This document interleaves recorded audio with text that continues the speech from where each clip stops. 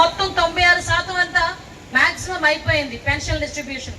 మరి ఇదే పని ఆ రోజు మే నెలలో జగన్మోహన్ రెడ్డి చేస్తుంటే ఆ 30 మంది చనిపోయేవారా? ఒకసారి మనం ఆలోచన చేసుకోవాలి. ఆ రెండో నెలకు వచ్చేసరికి, సెప్టెంబర్ నెలకు వచ్చేసరికి 1వ తారీఖు ఆదివారం వచ్చింది. ఆదివారం పూట అధికారులను మనం ఎందుకు ఇబ్బంది పెట్టడం, 2వ తారీఖున ఇద్దాంలేండి సార్ అన్నాం మేము క్యాబినెట్ మీటింగ్ లో. 2వ తారీఖున ఎందుకు, ముందు రోజు ఇవ్వడం మనకు అవ్వదా అని అడిగాడు ఆయన. ఒక రోజు ముందు ఇచ్చేద్దాం, ఏమైపోయింది అని ఎవరైతే పెన్షన్దారులు ఉన్నారో వాళ్ళందరికీ కూడా ముందు రోజు శనివారం తీసుకొచ్చి మళ్ళీ ఇంటింటికి పెన్షన్ పంపిణీ చేసిన ఘనత. ఇంకొక విషయం చెప్పాలి, ఇక్కడ చాలా మంది అఫీషియల్స్ ఉన్నారు. 5 సంవత్సరాల్లో 1వ తారీఖు జీతం పడిన సందర్భం ఏదైనా ఉందా అండి మీకు? ఒకసారి మిమ్మల్ని నేను అడగకూడదు, ఎందుకంటే అఫీషియల్స్ కాబట్టి, కానీ వాళ్ళ మనసులో తెలుసు ఏం జరిగింది అన్నది. కానీ ఈ 3 నెలల్లోని 1వ తారీఖు కల్లా ఉద్యోగస్తులకి జీతాలు పడిన సందర్భం కూడా మేమందరం కూడా గుర్తు చేయాలి. ఈరోజు ఉద్యోగస్తులకే 1వ తారీఖు జీతాలు ఉండేవి కాదు, 15వ తారీఖు 10వ తారీఖు సగం జీతాలు వేసిన పరిస్థితి కూడా. అటువంటిది ఉద్యోగస్తులందరికీ కూడా 1వ తారీఖునే జీతాలు వేసాం మేము 100 రోజుల్లో. అదేవిధంగా ల్యాండ్ టైటిలింగ్ యాక్ట్ అని మీ అందరికీ తెలుసు. మీ భూమి మీద తీసుకెళ్లి, మీ పాస్బుక్ల మీద తీసుకెళ్లి జగన్మోహన్ రెడ్డి ఫోటో వేసుకున్నాడు. సర్వే రాళ్ళ మీద జగన్మోహన్ రెడ్డి ఫోటో వేసుకున్నాడు. మీ కాగితాలన్నీ అతని దగ్గర పెట్టుకొని ఏంటది తనఖా పెట్టుకుందాం అనుకున్నాడు. అదే ల్యాండ్ టైటిలింగ్ యాక్ట్.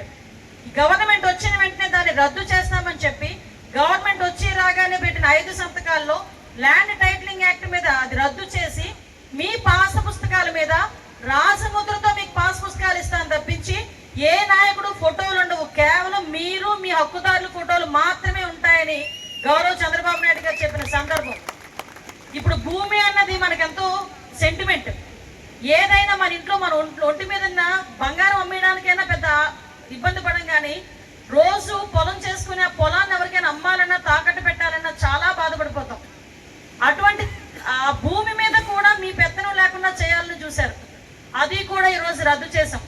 అదేవిధంగా మీ అందరికీ తెలుసు అన్నా క్యాంటీన్లు. ఇక్కడ మనకి అన్నా క్యాంటీన్ మన పైకరపేట నియోజకవర్గంలో కూడా కొత్తగా ఒక అన్నా క్యాంటీన్ తీసుకొచ్చే ప్రపోజల్ కూడా పెట్టున్నాం. నాకు తెలిసి ముందు ఒకటి తీసుకొస్తాను, తర్వాత మండల హెడ్ క్వార్టర్లోని మిగతా కూడా తీసుకొచ్చే పరిస్థితి కూడా ఉంటుంది.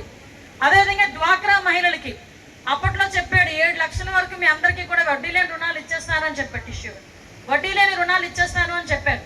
అటువంటిది 5 లక్షలు పోయే 7 లక్షలు పోయే 3 లక్షలకు వచ్చేసింది. చంద్రబాబు నాయుడు గారు వచ్చిన వెంటనే చెప్పారు 5 లక్షల నుంచి 10 లక్షలు చేస్తానని. ఆల్రెడీ ఈరోజు డ్వాక్రా వాళ్ళందరికీ కూడా 10 లక్షల వరకు వడ్డీ లేని రుణాలు ఇవ్వడానికి కూడా మేమందరం కూడా సిద్ధపడి ఉన్నాం. మీ అందరికీ తెలుసు మన రాజధాని ఏందిరా అంటే నోరు నిలబెట్టుకునే పరిస్థితి 5 సంవత్సరాలు కూడా. ఒకసారి అమరావతి అంటాడు, ఒకసారి వైజాగ్ అన్నాడు, ఒకసారి ఏమో కర్నూలు అన్నాడు, 3 రాజధానులు అన్నాడు. 5 సంవత్సరాలు గడిపేశాడు.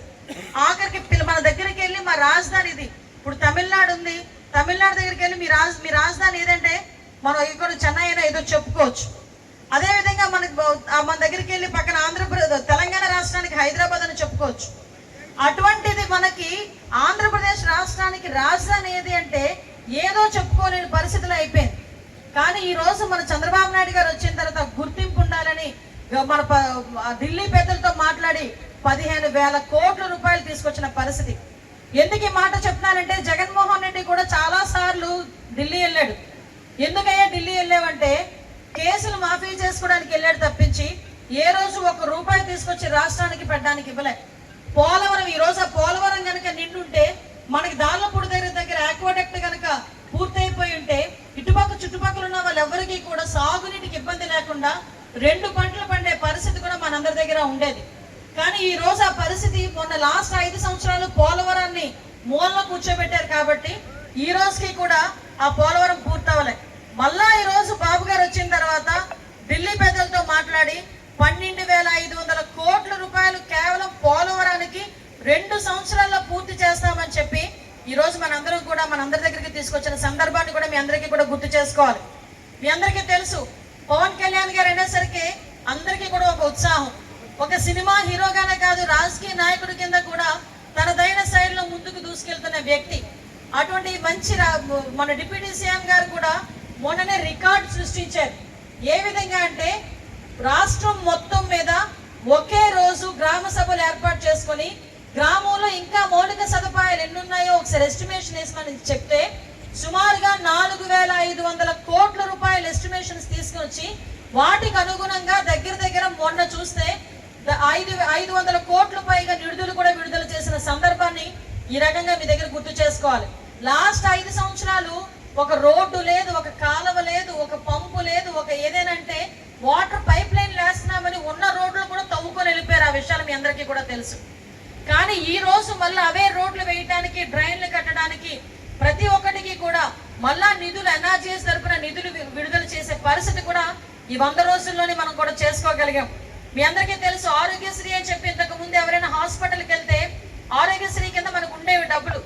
అంటే పేదవాడు ఎవడైనా కార్పొరేట్ హాస్పిటల్కి వెళ్తే మీకు తెలుసా, లాస్ట్ 5 సంవత్సరాల్లో 1500 కోట్లు బకాయిలు పెట్టిపోయాడు.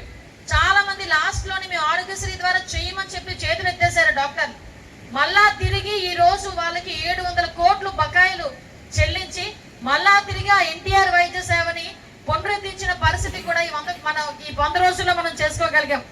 అదేవిధంగా నీరు చెట్టు అనేసరికి మా నాయకులకు ఊపిరి వచ్చింది ఒకసారి.